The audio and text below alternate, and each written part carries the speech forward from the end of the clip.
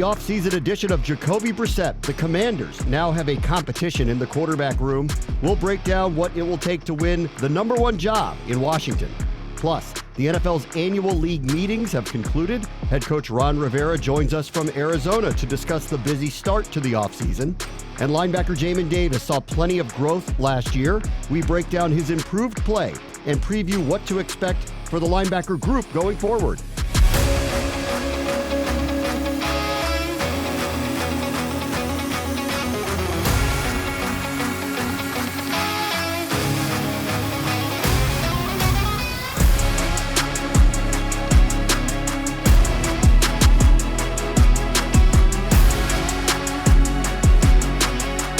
Welcome into Command Center. I'm Bram Weinstein in for Julie Donaldson with London Fletcher and Logan Paulsen. A lot of changes are coming to the NFL this year, including the number 0. You get to wear the number 0. So, I like that. Would you wear it, Fletch? No, see, my body, it's because not I'm a that short cool. stature type of guy, 0 would not look good on me. It looked more like an O if I wore it. I would love to see a cornerback because I feel like you got to have some swag to wear number 0. So maybe a guy like Benjamin St. Juste, I can see him, maybe opting to wear 0. Man, I'd like to see a big edge rusher like Montez Sweat wear it. I always think it's crazy when those tall, angular guys wear those single-digit numbers, so I want to check that out. Cam Curl blowing up plays wearing the number 0. That would be sweet. Curl, that's my pick. All right, let's get to the news from the league meetings on the field. Not off the field. We're going to stick to what's going on in the quarterback room. Earlier this offseason, you'll recall, Coach Ron Rivera hinted that Sam Howell would be given every opportunity to be the team's top quarterback. But during free agency, they then added veteran Jacoby Brissett to the room, which changes the dynamic of the competition. On Tuesday, Coach made it clear nothing is decided. I think it's open right now. I really do. I mean, again, all I said was Sam's going to get the first crack. I didn't say Sam was the guy. He's going to have to come in and earn it. And if Jacoby comes through and earns it, I'll play Jacoby. I'm going to play the guy that we believe at the end of the day gives us the best chance to win football games. All right, time for our keys to winning, presented by the Maryland Lottery. Play fast, win fast with fast play games from the Maryland Lottery. All right, what's the key to winning the job then? Well, for me, it's about learning this offense, and I think that's one of the things that really sticks out to me is like you bring in a guy in like Jacoby Brissett who's learned multiple offenses, who's an experienced pro, and I feel like the competition kind of favors him because I want a guy who's going to come in and execute a new offense at a really high level. So to me, that's the key. Who can learn the offense first, and then because learning the offense leads to better execution. So I think that's the number one key.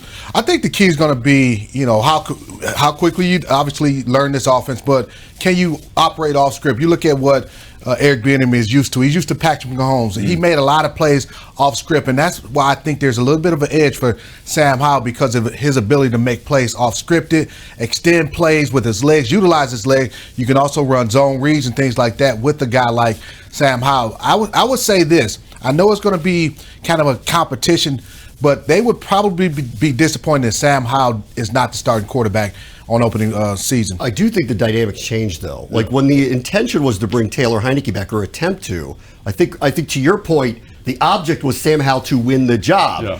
Now it appears there's a higher level of competition going on here with Brissett here. I mean, I would 100% agree with that. I don't know how you feel, Fletch, but I think that's right. I think Brissett's a much more accomplished, much more experienced starter, a guy that kind of brings a level of just a better quality brand of football. And I think that kind of lends to your point, Bram, that it's not Sam Howell's job. Now it's a true competition. I think that's the right way to approach it because you want to win games this year. You want the best guy playing quarterback. Well, when I look at this, we know what Jacoby is. He's an 8-year veteran going into his 8th year. He's had some starts under his career. You mentioned playing in multiple systems, but again, I don't think he was brought in here with the mindset that, hey, he's going to be our starter. They believe that Sam Howell's going to be the guy. I know guys in that front office who believe that Sam Howell should have been a day one pick last year, and he failed, for whatever reason or another. But this is Sam Howell's job to lose. And I don't think it's going to be an even competition in terms of reps at the preseason and mini camps and all those types of things. Sam Howell needs to get the majority of those snaps. And I totally agree. I think Sam Howell's the guy that they want to see get the job. I think he's got way more upside. I think you want to play to that. But if he's not ready for whatever reason, I think you feel very good about having a guy absolutely. like Jacoby Brissett in the wings. Okay, let's talk about one other big topic that came out with Ron Rivera meeting with the media, which is Chase Young is heading into currently an expiring contract. They could pick up the 5th-year option. They haven't done so, and they have literally a month to do it. So what do you make of what's going on there with Chase Young? I think Chase has gone through a lot of adversity over the course of his young career, and I think one of the things is you just want to see him be a little bit more consistent, see him get healthy, and those are the things that this kind of ultimatum, this kind of public expression here says to Chase, say, we're not out on you, but we need to see some things from you, and hopefully he gets that done. Yeah, I think it's being used as a motivational tool for Chase Young. The thing that is a problem is you have Montez Sweat coming up on free agency. Now if you don't extend or exercise the fifth-year option on Chase, you're going to have both guys going to the last year of their contract. Now, whoever plays the best out of those two, it's a competition because one of those guys, if you don't get a long-term extension done, they'll be franchised more than likely next season. It feels like it's a problem that both of them on an expiring contract at the same time competing for potentially one contract could be an issue there. All right, let's get back to what's going on in Arizona. During the league meetings, the NFL voted and approved several rule changes for the upcoming season. A few of them to note are expanding instant replay officials' roles on failed fourth down attempts. Preseason roster cuts are now going to be reduced to just one date. That will be at the end of the preseason. Ron Rivera is a member of the league's competition committee, and he caught up with Julie Donaldson to discuss the busy start to the offseason. Coach Rivera, you're out in Arizona for the owners' meetings, but you are an incredibly busy man. I want to start off with an honor that you received last week from the USO, the Achievement Award. What does that mean to you? Well, it's one of the things that's very near and dear to me, and that's, giving back to our military community. And it was just very fortunate to be recognized by the USO. And again, I really do appreciate, again, what our military does for us. And of course, we know that you're always backing our military as well. It's much appreciated. So congratulations on that. And now the work, it continues out in Arizona. And one of the main things that you're charged with is you're on the competitions committee out there. Only 10 members, and of that, only 4 of them are head coaches. How is it you found your way into being one that gets to vote on the rules that will go into play? Well, I've been involved with the coaches committee. I was on the DEI committee. So, just my involvement in some of the things that come up with the league's best interest at mine, I've been able to be on those and be part of it, and was invited a few years back. And so ever since then, I've been involved. And, one of the things that we're tasked with is, not just voting on the rules, but trying to make sure we can interpret them and put them in position to where they can be refereed fairly each week. That was going to be a question I had. How hard is it to actually implement what you vote on? But I'm assuming that there's some conversations. Like, how much are you talking with other coaches to say, okay, this is something that is important and we should pass?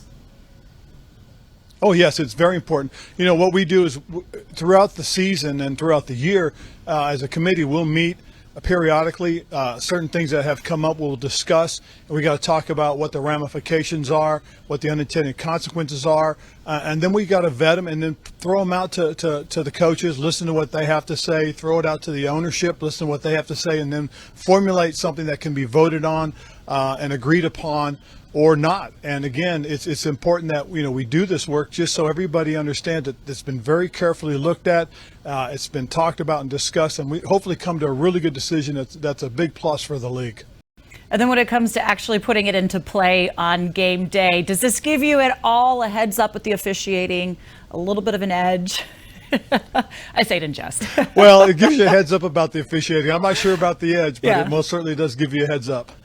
Like, you're out there with a lot of other head coaches. What do you get from this? Because there's not a lot of times throughout the season, throughout the year, that you get to be with your peers outside of being competition with each other.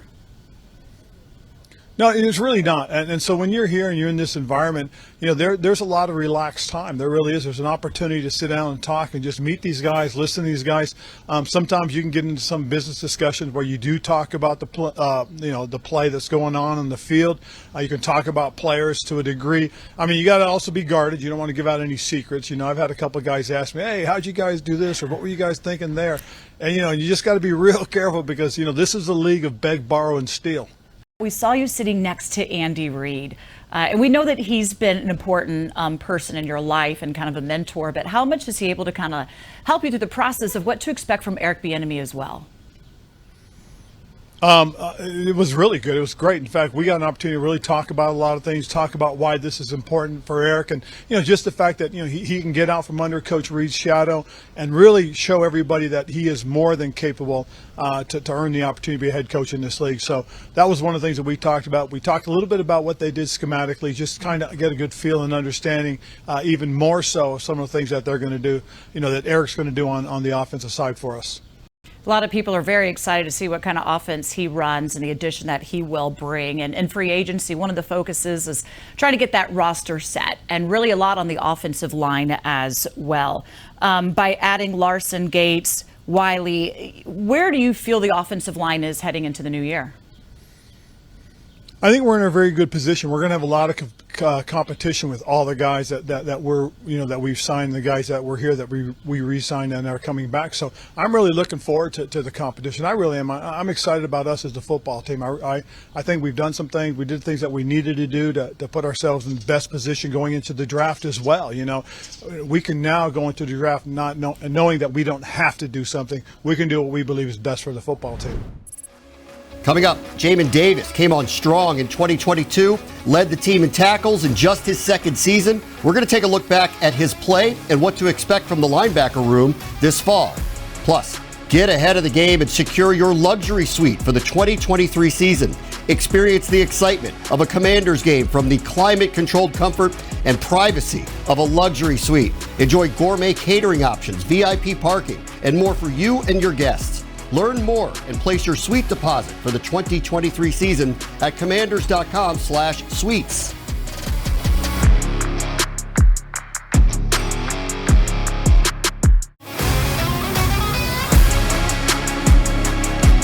Time to go inside the numbers, presented by FanDuel. Make every moment more with FanDuel, the official sportsbook partner of the Washington Commanders. 2022 was a good year for linebacker Jamin Davis. The former first-round pick led Washington with 104 combined tackles, 28 more than he had as a rookie. And he recorded 3 sacks on the season, including a pair against Jalen Hurts and the Eagles all the way back in Week 3. The improvement of Jamin Davis from year 1 to year 2 was striking, a lot more reacting and a lot less thinking. But there's some changes in the linebacking room again as Cole Holcomb has left. He signed with the Pittsburgh Steelers, and Cody Barton was signed as, for now, the replacement in the middle. But that could mean a change in role once again for Jamin Davis. And for more on his growth and what the future of the linebacker room looks like, let's send it over to Logan and London. Time to go inside the film room, presented by Amino. It pays to be healthy. Fletch, I'm excited, man. You know why? Why's that? Because you're here, man, and we're talking linebackers today, and you're one of the best guys that I ever played with to ever do it, right? Appreciate that. Yes, you should. Very much. Anyway, so we're going to take a look at our guy, Jamin Davis, right? I think he's getting better and better each and every year, right? All these measurables, all these traits, but now it's starting to click for him. Now we're going to look at the offense here. What they're going to do is they're going to run pop, single back power, double team back, pull this guard, base block the tight end, and then hinge on the backside here, right? Yes. And so Jamin's got a tall order here. He's taking on a big offensive lineman. This is something you did a lot when you were playing. What are you looking for here from him? First of all, you have to understand who are you trying to send this ball back to. In this particular situation, Cole is unblocked. So Jamin, when this guard is pulling around, he needs to send that ball back to Cole Holcomb. He wants to take on this lineman with his outside arm free and take on him inside shoulder, same foot, same leg. I love the pop, the violence, going to meet that offensive guard. And because he did this the right way and kept his outside arm free, when that running back tries to bounce, he's able to get off that block and make a tackle. If that running back was to stay up inside, he would be sending that ball back to Cole Holcomb, and Cole would be the guy making the tackle. Right. But because Jamin does a great job of, first and foremost, understanding his leverage. Yeah. He has to maintain outside leverage, keep his outside arm free.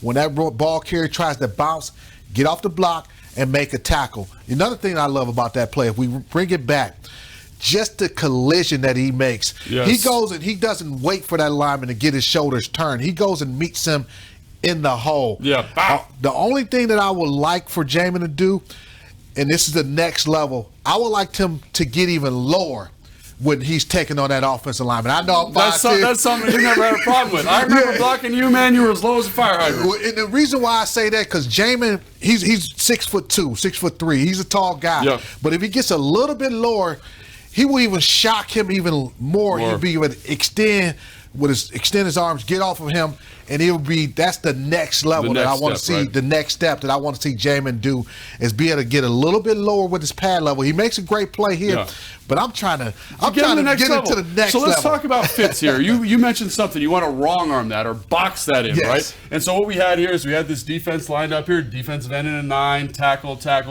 right? We got all of our lovely cornerbacks. They're not doing anything in the run. They're over here hanging out. And then we got our nickel player here and our 2 linebackers, right? So he's boxing this run, right? He's kind of saying, I'm going to hit this thing back to you. Here's a pull here, and he's hitting this guard on the outside shoulder, right? Yes. Now we on this play, you got to show him. We got that nickel coming on the blitz. Nickel blitz here, right? So then you're going to get a pinch here, right, which kind of muddies everything up inside. Love that, and James is going to wrong arm this, right? But he could also, Fletch, he could also spill this. Spill that. What's the difference between boxing a play and spilling a play? Okay, as we talk about boxing this play, and when he's when he's boxing him, and you're a little bit more proficient than I am at this, he wants to send that ball back to Cole, right? To Cole. Boxing, you're keeping that ball in the box. He wants this running back to come back. Yes. Yeah, you keep it in a box. Keep it box between us two. Now, you talk about spill. And I don't know if let's clear this. Let's take a look at it, right? So if he's going to spill this puller, right, he's going to hit him on the inside shoulder. He's going to take him on with the wrong arm, wrong shoulder. And you think about this. The reason they call it spill, think about spilling some coffee. you're making it get outside your cup. So this is going to get outside the frame. So the back's going to come here. He's going to go out like this, which allows this backside linebacker to kind of run out over the top and run him down. And it's really like, so you say, London, when will we decide to box? When will we decide to spill? It could be game plan based on, certain running backs. You don't want him to get downhill. You want him to bounce. Like Derrick Henry, Brandon Jacobs, those big body guys who get those wheels turned. It also could be, say we're playing cover 2 and we're a guy short in the box. Yes. So you want that ball, you don't want it coming downhill right at you. You want it to be more bouncing, spilling. Give your secondary guys a chance to get in the mix and get into the in that cover 2 look, right? They're coming from depth, right? So you want you want to give them time to rally to that football. Right, because their secondary run fit guys, their first and foremost job responsibility is they defend the pass first as a secondary guy. Yeah. You don't want these guys being first to hit a lineman.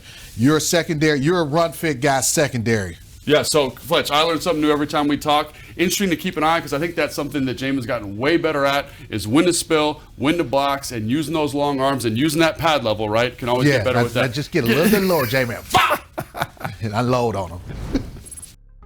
A quick programming note. Command Center is leaving NBC Sports Washington, but that doesn't mean the show is coming to an end. We will continue to deliver you, the fans, the best content involving your favorite team. You can watch new episodes of Command Center each week on the team's website and YouTube channel.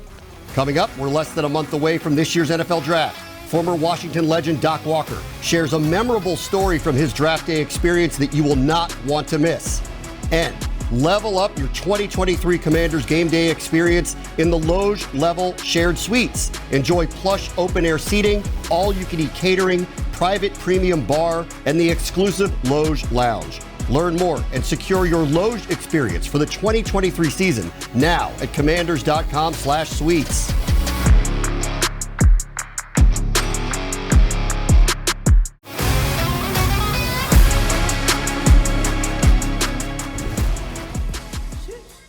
I was calling pranks. I impersonated the general manager of the Rams, and I called my roommate, told him we drafted him. And I swear to God, I feel bad about it now, but at the time, it was the single funniest thing that we'd ever been a part of in my life.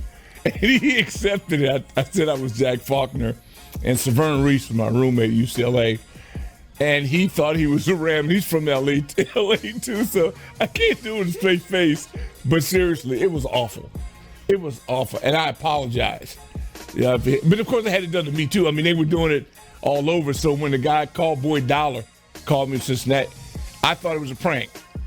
So I started off, he thought I was a jackass because, I didn't buy into it. So really, don't do that to young people. Just let it go. Not sure I know what the lesson here is. It's like the meanest thing you've ever done, the funniest thing you've ever done. Seriously. Gosh, I would have died, man. Like, because I wasn't drafted, so that would have been getting your hopes up, all excited, and then then it's not real. You get not drafted. Crazy. Yeah, as another undrafted guy, I would have been livid if one of my friends had played that trick on me, acting like I had gotten drafted. That would not have been funny. I'm glad Doc and his former teammate and roommate, they can look back on it with fond memories, but at the moment, I'm sure it was not funny. Ron Rivera doesn't seem to be into pranking people. He's going to call somebody at 16. Yeah. At this juncture, who's it going to be? I mean, I personally think it's going to be a defensive back. I know there's a lot of talk about offensive linemen. I personally think the top 3 offensive linemen in this class are going to be gone when Washington's picking. So that leads like Deontay Banks, Joey Porter, a guy like that. The guy can be your lockdown corner opposite Benjamin St. Juste, maybe bump Kendall Fuller back inside. But if there's an offensive lineman available there, I think you go that way. Yeah, as I look at this team or this draft, the cornerback position seems a little bit deeper than the offensive lineman, especially offensive tackle. So I can see them looking to address another need. I know they added some offensive linemen in free agency, but I can see them picking another offensive lineman at the 16th pick. You take the 3rd best corner over the best interior O-lineman, if that's what's available? I think in this year, you're talking about Osiris Torrance. And Osiris Torrance is a heck of a football player, but he's a good, like what I'd say, a double hitter, right? A single hitter, right? He gets you on base. He doesn't do anything exceptionally well. I want a guy who's going to change the game dramatically, and I think those 2 corners, the 3rd, 4th corner, can get that done for you. Well, when you mentioned, a guy like Osiris, Torrance, Osiris Torrance, I look at him as changing the game from the standpoint of protection. When you look at the offensive line last year, one of the major issues they had was the inability to protect the quarterback. I think he's more than a single hitter if he's able to provide protection. We still don't know, who's going to be that left guard for us next year. And so what I'd say to that real quick is that he is a single hitter. He's a good player, solid player, but doesn't have that kind of Quentin Nelson upside that I would be talking about. Not in the first round, but do you expect a linebacker to be selected by this team at some point? I think so. When you look at the linebacker, we lost Cole Holcomb. Obviously, you bring in Cody Barton, but you still have some depth issues on the linebacker position. So I can see them drafting a linebacker at some point in the draft. All right, getting closer to the draft. We'll see you soon. For Logan Paulsen, London Fletcher, I'm Bram Weinstein. Talk to you again.